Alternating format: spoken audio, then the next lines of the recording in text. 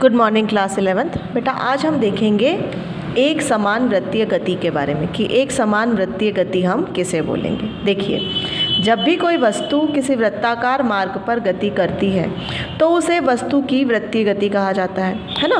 मतलब जब भी कोई वस्तु है वो वृत्ताकार मार्ग पर घूम रही है तो हम उसे क्या बोलेंगे कि वो वृत्तीय गति कर रही है। अब उसको एक समान वृत्तीय गति हम कब बोलेंगे?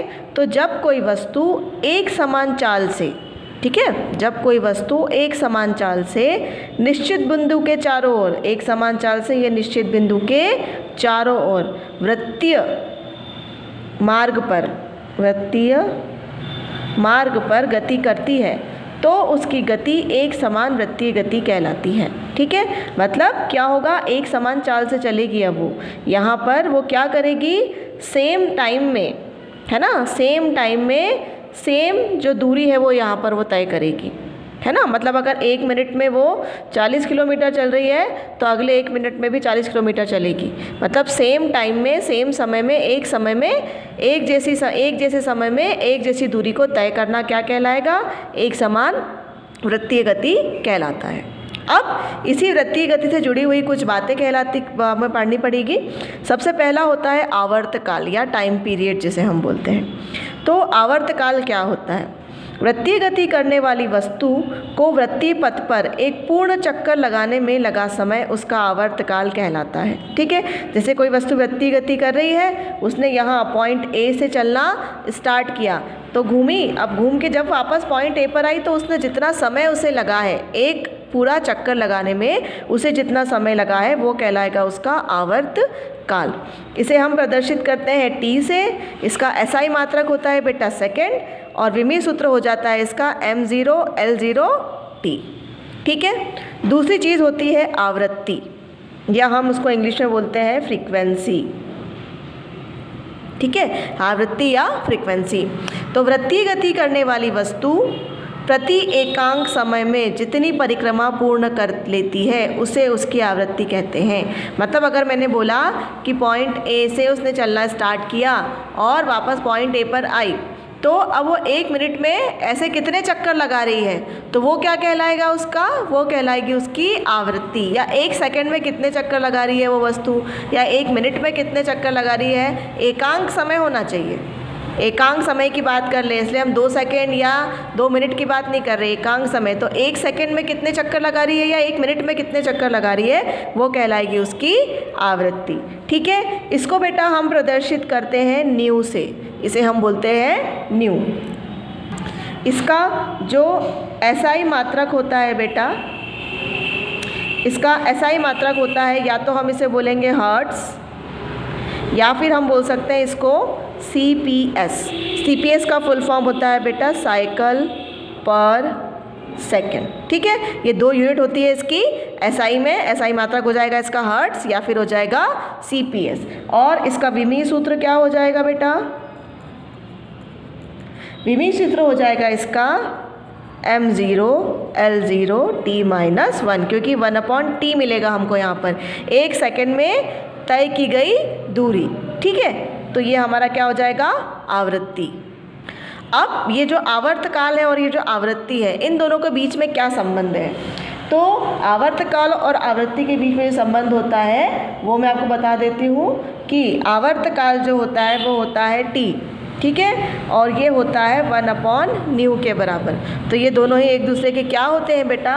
व्युत्क्रमानुपाती होते हैं, या हम लिख सकते हैं ν बराबर 1/t। तो आवृत्ति और आवर्तकाल एक दूसरे के क्या होते हैं? व्युत्क्रमानुपाती होते हैं। ठीक है, अब देखिए बेटा, अब हम समझते हैं कोणीय विस्थापन के बारे में। ठीक है, अब हमने देखा कि जो वस्तु थी हमारी वो क्या कर रही थी? सर्कुलर मोशन कर रही थी।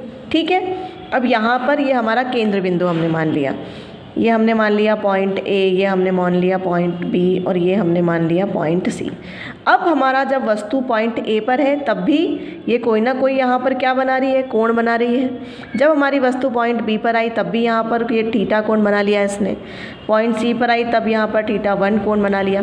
तो ये कोण बनाते हुए आगे बढ़ रही है, तो ये विस्थापन भी कैसा हो रहा है, कोण बनाते हुए हो रहा है। ए से बी पर विस्थापन, बी से सी पर विस्थापन, सी से अगर डी पॉइंट बना लेंगे तो डी पर विस्थापन। तो ये जो विस्थापन हो रहा है बेटा, ये किस तरीके से हो रहा है, कोण बनाते हुए हो रहा है, इसीलिए हम इसे क्या बोलते हैं, कोणीय विस्थापन। क्या बोलेंगे हम इसे बेटा, कोणीय विस्थापन। कोणीय विस्थापन के बाद एक होता है हमारा कोणीय वेग। ठीक है, कोणीय विस्थापन हो रहा है, वेग क्या होता है, वेग होता है विस्थापन बटे समय अंतराल। ठीक है, तो वैसे ही कोणीय वेग क्या हो जाएगा बेटा, कोणीय वेग हो जाएगा कोणीय विस्थापन बटे समय अंतराल। ठीक है, तो कोणीय विस्थापन क्या होगा, कोणीय वेग क्या होगा, कोणीय विस्थापन बटे समय अंतराल। तो कोणीय विस्थापन हमने मान लिया कि डेल थीटा हो रहा है और समय अंतराल भी उसमें कितना लग रहा है, डेल टी, यहाँ पर समय लग रहा है। तो कोणीय वेग को हम बेटा प्रदर्शित करते हैं ओमेगा से, है ना, कोणीय वेग को प्रदर्शित करते हैं हम ओमेगा से। तो कोणीय वेग बराबर किसके हो जाएगा, डेल थीटा अपॉन में डेल। ठीक है, तो यहाँ पर क्या हो रहा है, कोणीय विस्थापन में जो चेंज हो रहा है किसके साथ में, समय के साथ में। ठीक है, मतलब कोणीय विस्थापन की दर को हम क्या बोलेंगे, कोणीय वेग बोलेंगे।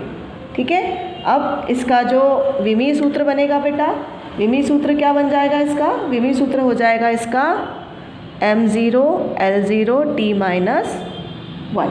ठीक है, और इसकी यूनिट क्या कहलाती है, इसकी जो SI मात्रक होगा, SI मात्रक होगा कोणीय वेग का, उसको हम बोलेंगे RAD पर सेकेंड, रेड पर सेकेंड। इसको हम क्या बोलेंगे, इसका SI मात्रक। ठीक है, अब आगे बढ़ते हैं हम। अब हम देख लेते हैं कि ये जो कोणीय विस्थापन और कोणीय वेग होता है, इन दोनों के बीच में क्या संबंध होता है। संबंध कोणीय विस्थापन और कोणीय वेग। ठीक है, में क्या संबंध होता है अब हमें देख लेते हैं। अब देखिए, कोणीय वेग जो होता है उसको हम ओमेगा से दर्शाते हैं, जो कि होता है कोणीय विस्थापन बटे में समय। ठीक है, अब जब कोई भी वस्तु सर्कुलर मोशन करती है, घूमती है पूरा, तो कितना घूमती है, 360 डिग्री घूमती है, पूरा 360 डिग्री का पूरा तय करती है। तो इसको हम क्या बोलते हैं, 2π बोलते हैं। तो यहाँ पर हम इस थीटा की जगह लिख सकते हैं 2π/t। तो ओमेगा बराबर क्या हो जाएगा, 2π/t। अब न्यू बराबर तो हमको पता है क्या होता है, 1/t होता है। तो इस न्यू को हम क्या लिख सकते हैं, इस न्यू को, ये 1/t को हम यहाँ पे न्यू लिख सकते हैं। तो ओमेगा बराबर किसके हो जाएगा, 2π न्यू के। ठीक है, तो ये संबंध किस में आ गया, कोणीय वेग, है ना, और उसके बाद में हम इसमें आवर्तकाल भी ले लेते हैं, आवर्तकाल, ये आवर्तकाल हो गया, और उसके बाद में आवृत्ति। ये इन तीनों में संबंध हमने यहाँ पर स्थापित कर दिया। ठीक है बेटा।